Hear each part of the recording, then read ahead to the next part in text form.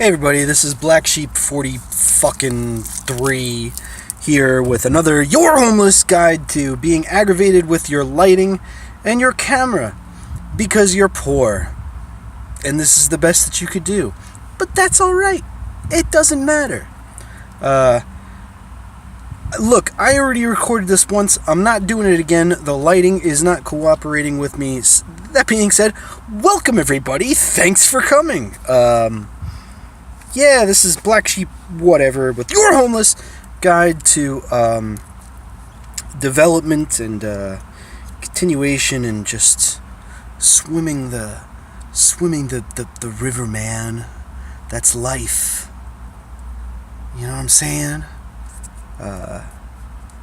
Welcome everybody. First, there's tons of stuff on my mind.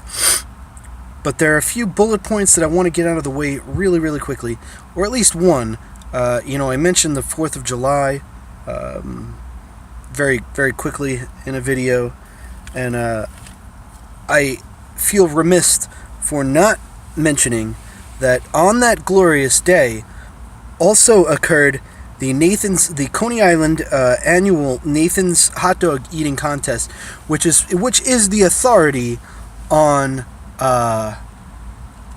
at least hot dog eating, and I would say it's probably the most famous eating contest that there is.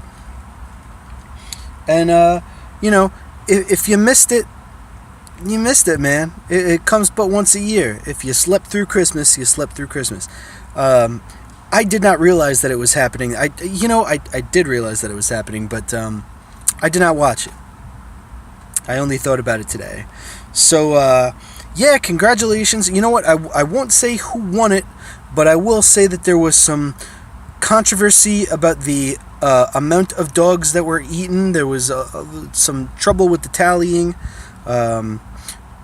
Great to see, the two heavy hitters out there. You got Matt Stoney and Joey Chestnut, who are, always favorites. Personally, I'm a Tim Janis guy, Eater X. He wears kind of Ultimate Warrior stylish face paint. And if I'm not mistaken, he owns the Guinness World Record for longest burp. So, should you ever have the opportunity to check that out on YouTube, Tim Janis longest burp, you will not regret it. It's a good click. Yeah. So, happy post 4th of July. Listen to Tim Janis burp. Other news that I have going on, an update, is I have a job fair coming up in the state that I'm going to be moving to. I'm tagging along with a friend, and we're going to go see what there is to see, and hopefully I can score something. I'm pretty much going down there. That sounds awesome. That's cool. I would love to ride on that. Loud and dirty and polluty.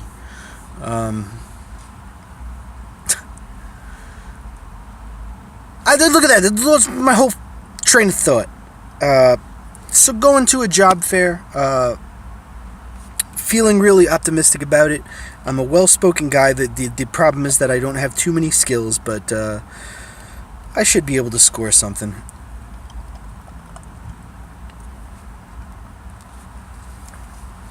It sort of makes me think about things that I did wrong in this job, even though that I'm leaving and I'm really not happy. There were things that I did along the way where I didn't do myself any favors, and as a matter of fact, I did other people a lot of favors. I brought up the job fair to mention to you that something that I deal with is competition at work. It's a sales job. It's still kind of medical stuff, but it's at the end of the day, you're a salesperson. And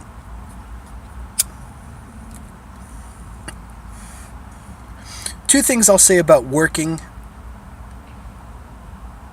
mistakes that I made that I won't make again. You can only get better. And I feel like I talk about my mistakes all the time. This is going to be the last that you're going to hear of that, I think, in this video. Mistake one was I put too much faith in the company. I went against my gut, and I changed into a position where I felt like, A, it wasn't really for me, and B, it just didn't seem like they had much of a clear plan for me when I signed up for it. I had to like fight to get it, which was already kind of weird. It's another one of those things where it's like a trust your senses kind of thing.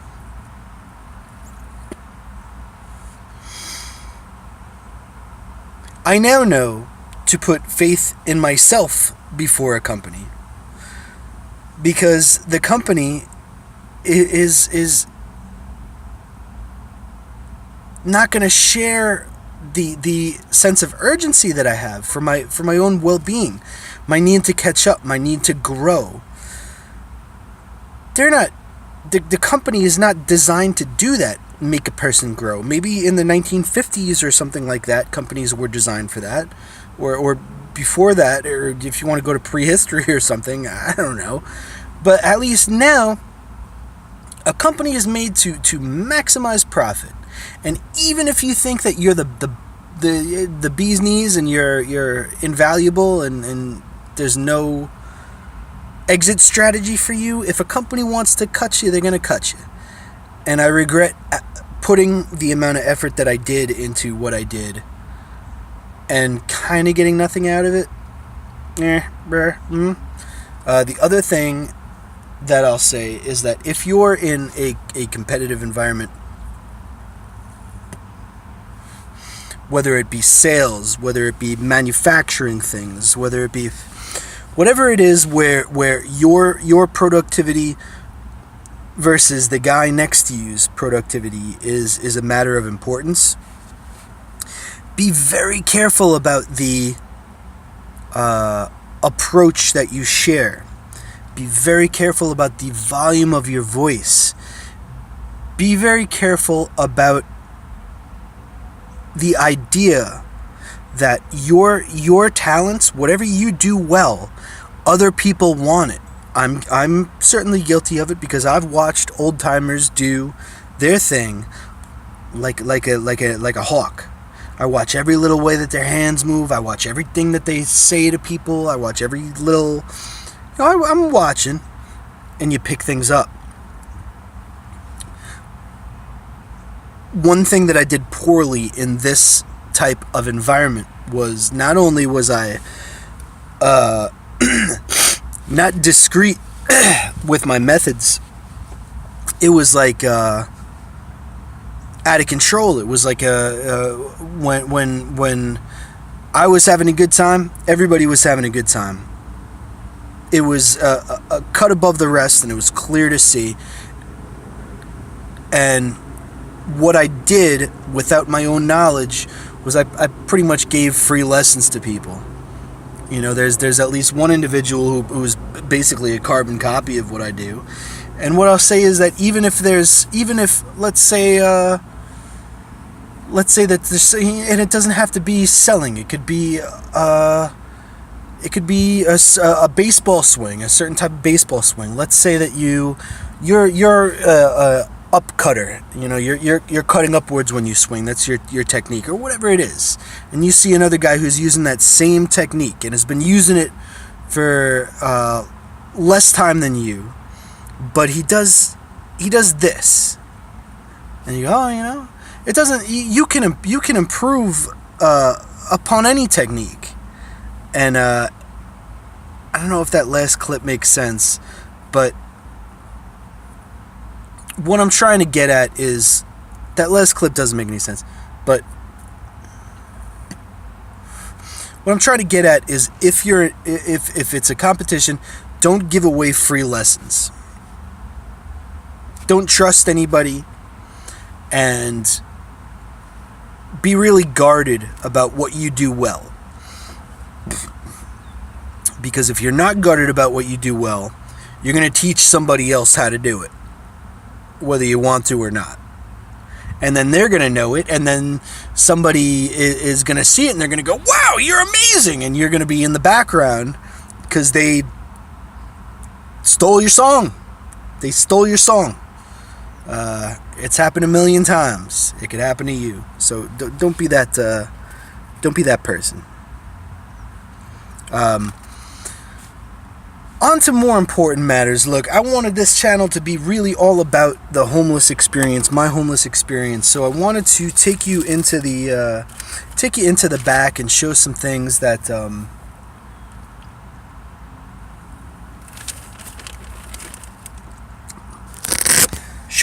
I've added on. Come on, let's take a walk. So I'm still camping out at Walmart, and I added this doozy of a camper cab to the top, and it's just great. It's been worth awesome footage. It's been worth every penny that I put into it. It's offered me some discretion, because staying in the front, if somebody walks up, you're obviously camping. So it's solitude. It's a shelter from the weather and stuff like that, but it can always get better. So what I did, my friends, hold on. Hey, I added a air mattress to the equation. Now this cost me I don't know, dude, like $20. It was on sale. It was mad cheap, and takes about maybe 10-15 minutes to fill up. It's really not a big deal, and it's a lot better than sleeping on pads on the floor. This is what I use to fill her up.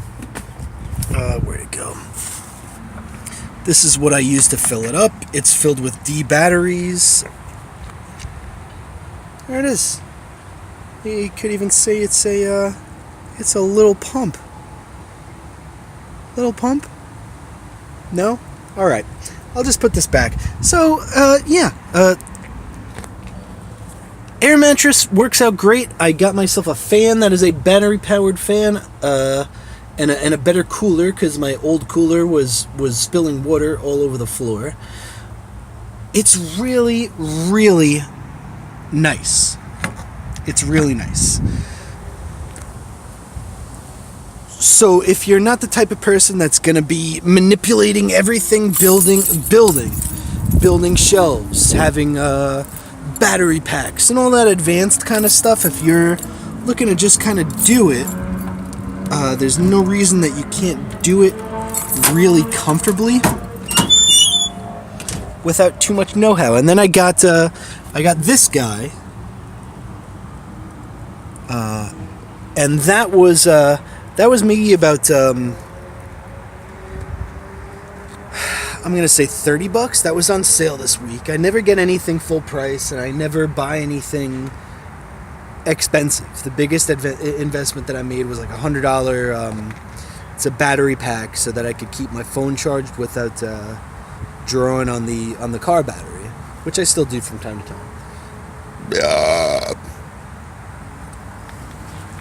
What else can I show you? I got a couple of these guys. These are just camping chairs. They unfold right before your eyes. Boom. Probably for hunting or fishing or something like that, but no reason I can't use them. You got your toiletries and things like that, clean clothes, and bug spray, some cologne. What else do you need? What else do I fucking need? This is fine. I'll use I set up the canopy top this weekend. Oh, excuse me. I set up the canopy top this weekend at the park, and I'll use that for a thumbnail for the video, so that you can kind of see what it looks like all set up.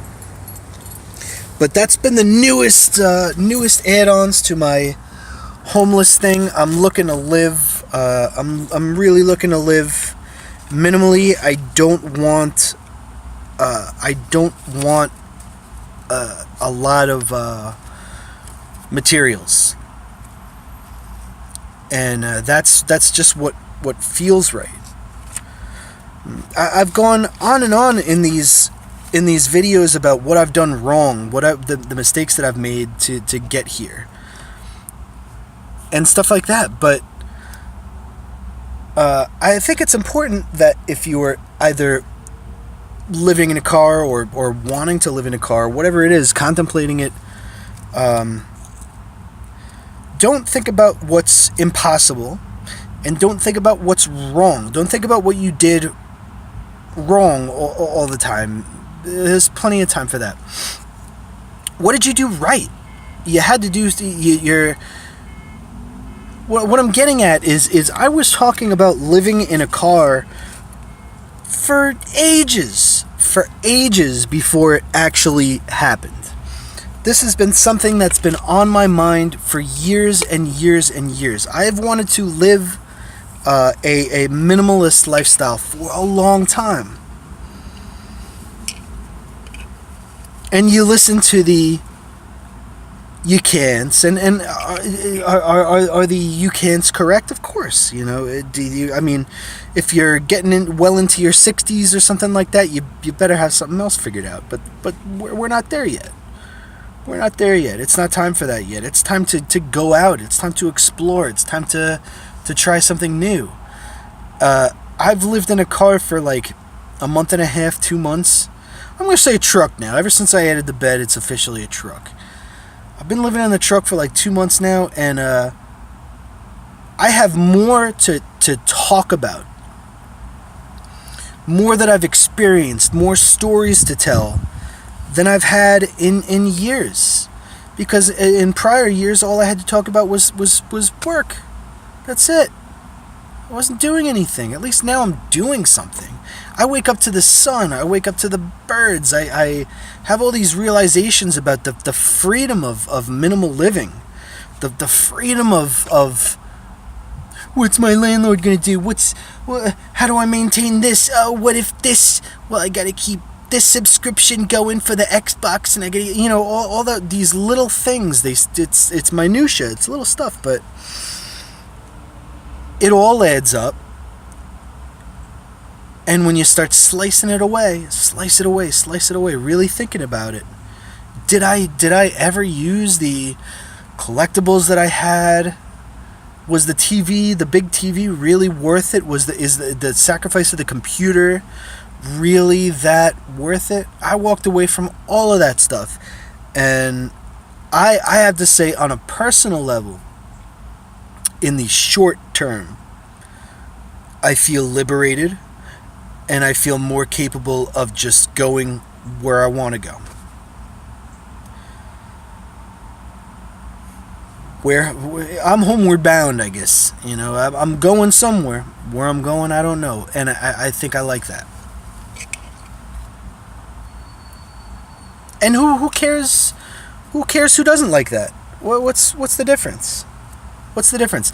I signed on earlier. There's a analytics tool that I use for YouTube to kind of check out where I'm at and how I'm doing. And I noticed that my one video about my brother has a thumbs down. Somebody thumbs down that shit. And at first, I got all bent out of shape. I was like, motherfucker, that's like my whole, that's me being real with y'all, and somebody has the nerve to thumbs down that. But whether you create YouTube videos yourself, maybe you don't, criticism is a part of, not only is criticism a part of life, the more important point to make is that the internet is toxic. People go on just to talk shit. They'll fucking sit there for hours specifically to talk shit, to be negative, to hurt people, to be aggressive to people. That's what the internet is. The younger person that you're dealing with, the more aggressive they're gonna be. What the fuck does it matter? What does it matter? Look, my stories about my brother were not even really... The point of that video was not even to talk about my brother specifically. The point was to talk about Chris Chan, the totally wigged out YouTuber, and to just sort of express that people with conditions like that are not having a good time necessarily. It's not a free ride. And behind closed doors, there's a family there that's with them. That was really it. To say that making fun of people is okay. It just better be really funny. Back to what I was saying about the homeless thing, though, and not having an idea of where you're going to build to or where you're going to go or whatever.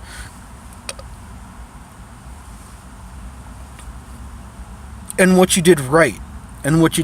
That's an important point.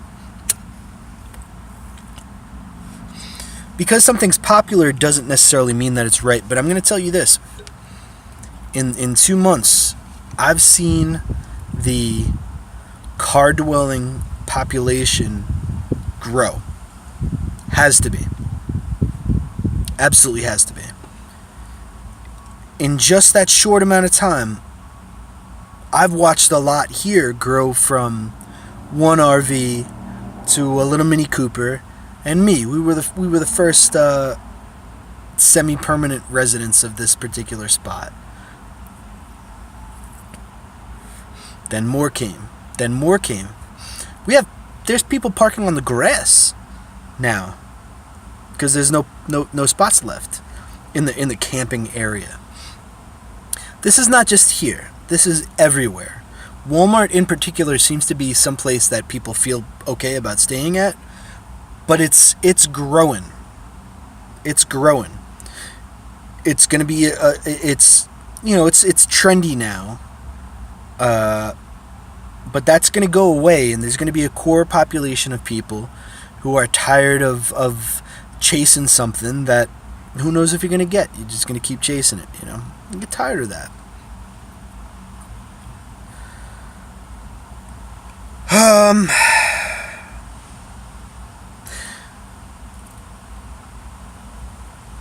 One more thing about mobile dwelling. I'm writing myself bullet points now because I don't want to forget anything, but I've already been just not making any sense for such a long time. I guess the last thing that I'll say, I'll wrap up like this.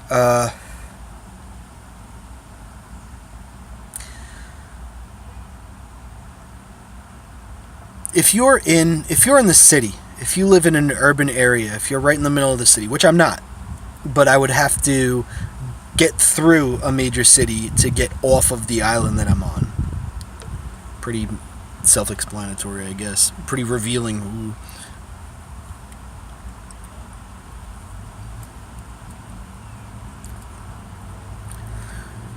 Think about how people behave when, say that you're out shopping and there's a long line and the cashier's like slow as fuck. How do people behave? They start bitching. And it takes but a minute. It takes but a minute and they're on it. Golly, this is supposed to be the fast check lane. Bang, bang, bang, bang, bang. Think about how people act when their cable doesn't work. The picture's not coming in clear. There's just pixels. Every station that I look at, there's pixels. Or just fucking just God, can't sign on my whatever account. Think about how people behave when stuff like that comes up. People just lose their shit. They have no patience for it, and they don't give a fuck. They want their shit now. What do you mean there's none of this product left? There's got to be some in the back. I'm that special person. Go get that for me. Okay. Now imagine that there was some sort of a catastrophe. Let's say that electricity went out across the country. Just went out. No power. Or internet. Say the internet cut. Boom. Everybody's off internet. Can you imagine the amount of chaos that it's going to be? People can't wait in a long line. How the hell are we going to deal with something of that magnitude where it might come up that we have to like cooperate in order to make things work? Do you think that that's a reality? It's not. It's not. And the closer to a major city that you are, the more fucked that you are, because people are going to sit there and wait for help. And when the help doesn't come, you know what? Scratch that. People are going to go out and they're going to take shit in gangs. So my advice to you would be to get to the countryside. Get to the countryside.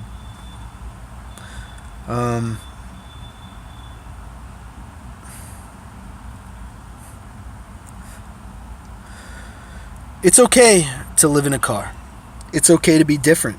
It's okay to desire this, because you may be more in tune with things than other people are. You don't know. You're feeling it out, right? But look, I'm doing it ghetto style. This is only temporary. I'd like to expand upon this in the future. So I just kind of wanted to get a few thoughts off of my chest. Don't know if any of this made any sense. I hope it did. But that's kind of where I'm at. Those are some of the things that are going on with my homeless rig. Those are some of my thoughts on homeless life. And yeah, I hope this was worth something to you. If it was, thumbs up, comment, subscribe, whatever it is that you want to do. Thumbs down. Tell me I'm a fucking asshole. I'm giving it to you straight, and I'm